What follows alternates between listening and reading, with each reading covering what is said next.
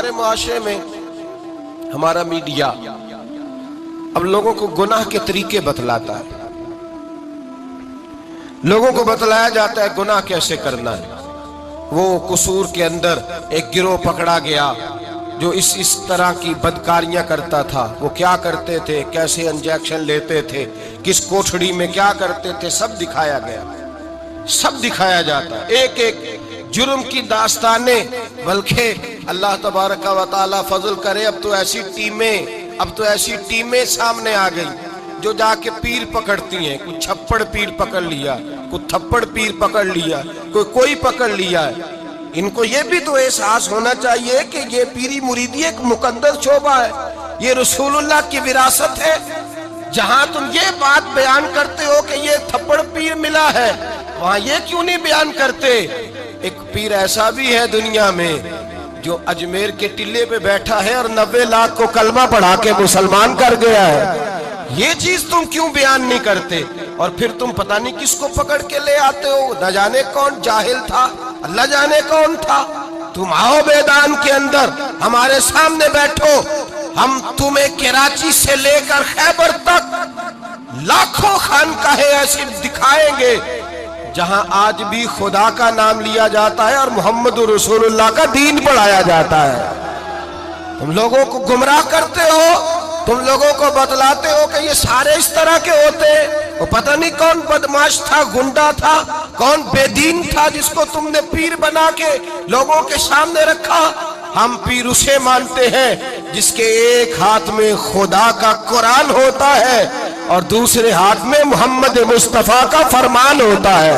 तो ये याद रखिएगा, याद रख। और हम कभी कमजोर नहीं पड़ते किसी जगह। हमें कुछ शख्स आकर के बतलाता है वो फलां बाबा पकड़ा गया, हम कहते हमारा नहीं है, वो जिसने पकड़ा उसी का था, उसी का था जिसने पकड़ लिया है। और जो उस पर तनकीद कर रहा है वो उसी का है।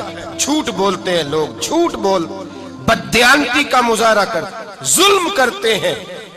इन बेवकूफों और बदमाशों को लाकर दीन इस्लाम के सिपाहियों और मुजाहिदों की सफ में और उनके साथ मुकाबला कराना चाहते हैं। हमारे तो मशाइख वो हैं जिनके चेहरे देखे तो खुदा याद आ जाता है, जिनके पास बैठे, जिनके पास चंद घड़ियां कोई गुजार के जाए। मेरे शेख तरीकत हजरत ताजुश शरिया के शेख मुफ्ती आजम हिंद मौलाना मुस्तफा रजा खान साहब, आपके पास एक शख्स आया आला हजरत के छोटे बेटे के पास। वो कहने लगा सुना है ये बड़े आशिक़े रसूल है, इनके पास जाएं तो मुस्तफा की खुशबू आती है। कहता मैं थोड़ी देर आया, थोड़ी देर बैठा, फाजले बरेलवी के शहजादे की सोबत में थोड़ी देर रहा, चंद लम्हे गुजारे, न हदीस पढ़ी, न फिका सीखी, न कुरान सीखा, चंद लम्हे अहमद रजा के बेटे के पास बैठा हूँ, ऐसी खुशबू चढ़ी है,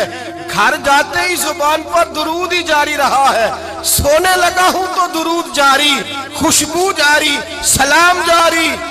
मेरी आंख बंद हुई है तो मुझे मदीने वाले महबूब का दीदार नसीब हो गया। नशे ही है, अपनी फोटो लगा लेना, सारा दिन उसी को देखते रहना। और बड़े बड़े सियाने बंदे जो वज़ादार हैं, बड़े वज़ादार लोग हैं, लेकिन वो भी संजीदगी के कायल नहीं, इस तरह के नशों का शिकार है। ये सारे नशे हैं जो हमने पाल लिए।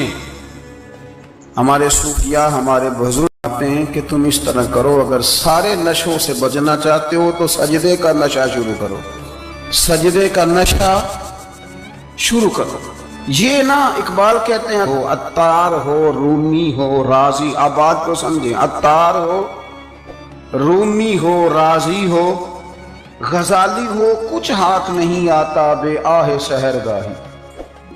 कहते बहुत बड़ा सूफी हो जैसे फरीदुद्दीन अत्तार थे, बहुत बड़ा तसव्वुफ का इमाम हो जैसे इमाम गजाली थे, बहुत बड़ा तफसीर का उस्ताद हो जैसे इमाम राजी हो। अत्तार हो, रूमी हो, राजी हो, गजाली हो, पर कुछ हाथ नहीं आता बे आहे सहरगाही। अगर सवेरे उठ के रोता नहीं ना अल्लाह की बारगाह, अगर तहज्जुद नहीं ना पढ़ता तो कुछ हाथ नहीं आता बे आहे, फिर इसको कोई चीज नसीब میری بات کی سمجھ آ رہی ہے آپ حضرات؟